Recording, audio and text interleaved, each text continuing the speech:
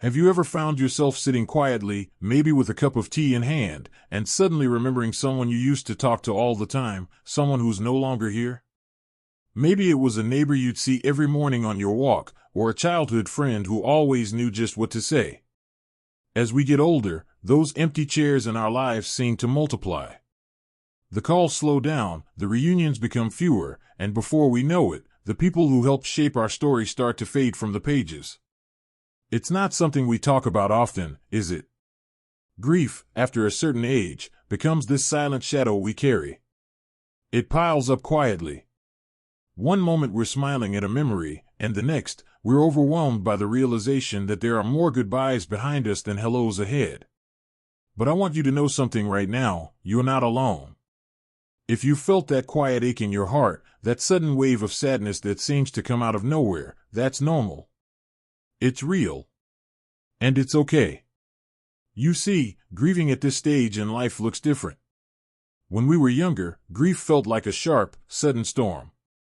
It knocked us over, but we got back up quickly because life was rushing us forward: work, kids, errands, deadlines. But now, life has slowed down. There's more time to think, more space to feel, and that means grief can linger a little longer. Sometimes, it sneaks into the quiet parts of the day: the empty house, the quiet dinners, the birthdays with one less card.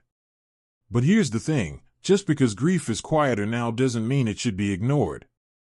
It's a part of living. It's a part of loving. And it's a sign that those people we lost truly mattered. The pain we feel is just love with nowhere to go. Now, I want to talk with you about something that might help, something simple but powerful. Talking about it. I know, it sounds obvious. But how often do we really talk about our grief? Not just a polite "I miss them," but really sit down and say, "This hurts. This changed me." I still cry sometimes. Talking doesn't fix the loss, but it helps carry the weight. It connects us. And connection is what we need most when we're grieving. Maybe you have a friend who's also lost someone. Call them. Say, "Hey, I was thinking about name today. Do you remember when?" Share a story. Laugh. Cry. Do both at once. That's healing. That's honoring. And if you don't feel like you have someone to talk to, try writing. Write a letter to the person you lost. Tell them about your day. Tell them you miss them. It might feel silly at first, but I promise, it can be deeply comforting. It's a way to keep the connection alive, even if they're not physically here. Another thing that helps is doing something in their memory. Plant a flower they loved. Make their favorite dish. Donate to a cause they cared about. These small acts turn grief into legacy. They remind us that even though someone is gone, their impact remains. Now, I know that sometimes the grief feels heavier because it keeps happening. It's not just one friend, it's several. One after another, year after year. And that can start to make you feel tired. Like a part of you is slowly being erased. But I want you to hear this: you are still here.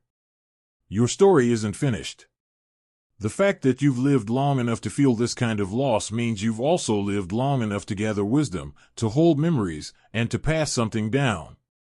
That matters. You matter. There's something powerful in becoming the keeper of stories. You might not be able to sit around a table with everyone you love anymore, but you can keep their spirit alive by sharing who they were. Tell your grandchildren how their grandpa made the best pancakes. Tell your neighbor about the friend who made you laugh until you cried. Speak their names. Keep them close. And when the days feel heavy, and they will, don't be afraid to ask for help. Whether it's talking to a friend, a support group, a counselor, or even just sitting with someone who listens, you don't have to carry this alone. There is strength in vulnerability. There is healing in shared pain. Grief has no timeline. It doesn't follow rules. It doesn't care if it's been a month or 10 years. But what grief does allow, with time and kindness, is for love to grow roots. It may not go away, but it can turn into something quieter, something softer. Like a song you used to know by heart. You don't sing it every day anymore, but when it comes on, it still moves you. So if today feels hard, if the weight of loss is pressing down, I want you to breathe. Just for a moment. Place your hand over your heart. That beat you feel?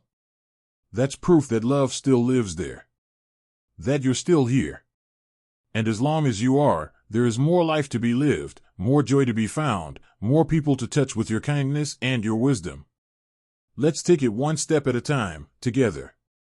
You're not walking this road alone.